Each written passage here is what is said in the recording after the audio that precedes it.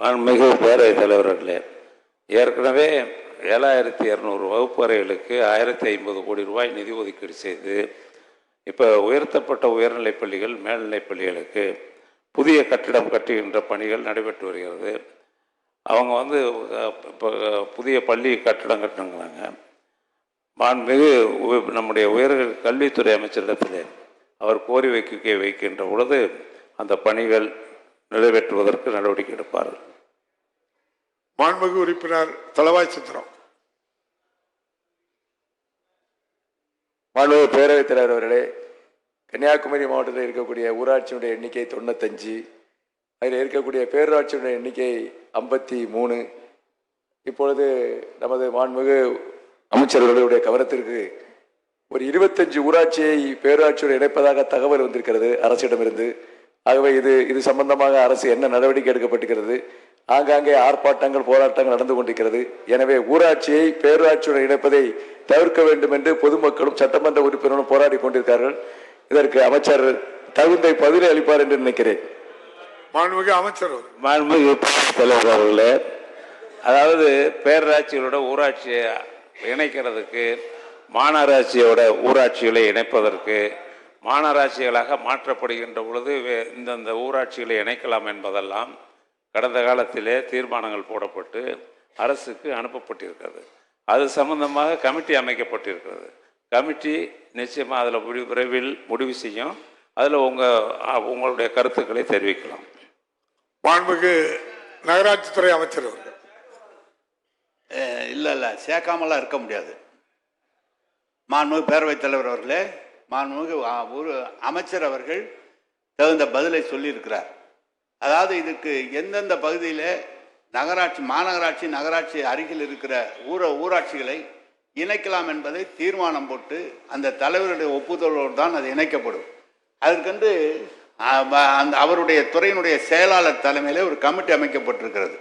அந்த கமிட்டி ஒரு உதாரணத்திற்கு கொண்டு சொல்கிறேன். தூத்துக்குடியில் இருக்கின்ற அருகில் இருக்கிற மாப்பிள்ளை ஊரணி என்ற ஊர், அது 45,000 மக்கள் ஜனத்தொகை கொண்ட ஊர். எனவே அந்த இணைக்கிற போது வேறு வழி இல்லை.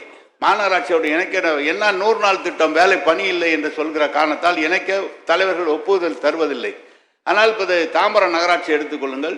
தாம்பரம் நகராட்சிக்கு அரசாங்க திட்டத்தை நிறைவேற்றுவதற்கு கூட இடமில்லை. ஆனால் அரசாங்கம் இங்கே தண்ணீர் குடிதண்ணீர் வருகிறது, சாலை இருக்கிறது. மாநகராட்சியிலே பக்கத்தில் ஊராட்சி வருகிற போது அந்த வசதி இல்லை என்ற காரணத்தால் சில மக்கள் அதில் இணைக்க வேண்டும் என்று அவர்களாக விரும்புகிறார்கள். எனவே இப்போது தேர்ந்தெடுக்கப்பட்டிருக்கிற தலைவர்கள் பதவி காலம் முடிகிற வரை அது இணைக்கப்படாது. ஆய்வு செய்யப்படும், பொதுமக்களுடைய கருத்து கேட்கப்படும்.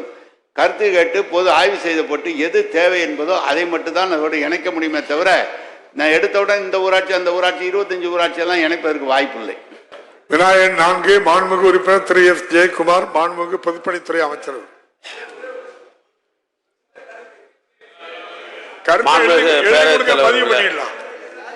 கருத்தை எழுதி கொடுக்க பிறகு. மாண்புமிகு பேரவைத் தலைவர்களே,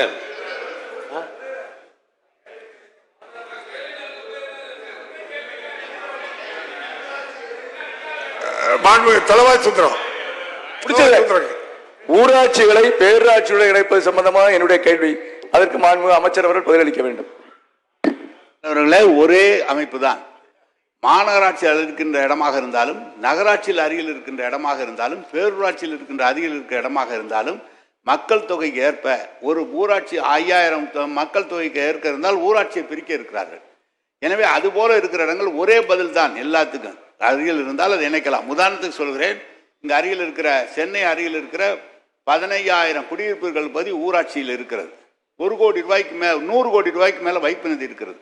அது கையாளக்கூடிய அந்த திறமை உள்ள அதிகாரிகள் அல்லது பொறியாளர்கள் அங்கு இல்லை. அது மாநகராட்சிக்கு வருகின்ற போது தான் அது கையாளப்படும், ஒழுங்காக கையாளப்படும். எனவே அருகில் இருக்கிற மாநகராட்சி நகராட்சிகள் செய்யப்படுகிற திட்டங்களை எங்களுக்கு ஏன் செய்யவில்லை என்று கேட்கிறார்கள். அதனால்தான் இணைக்கப்பட வேண்டுமே தவிர வேண்டுமென்று இணைக்கப்படுவதில்லை. பேரூராட்சியாக இருந்தாலும் மாவட்ட ஆட்சியர் அலுவலகம் இருக்கிறது திண்டுக்கல்லில், அது மாநகராட்சி இருக்கிறது. ஊராட்சி ஒன்றியத்தில் திண்டுக்கல் மாவட்ட ஆட்சியர் அலுவலகம் ஊராட்சியில் இருக்கிறது. அங்கு குடித்தண்ணீர் 24 மணி நேரம் தேவைப்படுகிறது. இதையெல்லாம் செய்கிற போது தான் அது இணைக்கக்கூடிய எண்ணம் வந்திருக்கிறது. வேற ஒன்று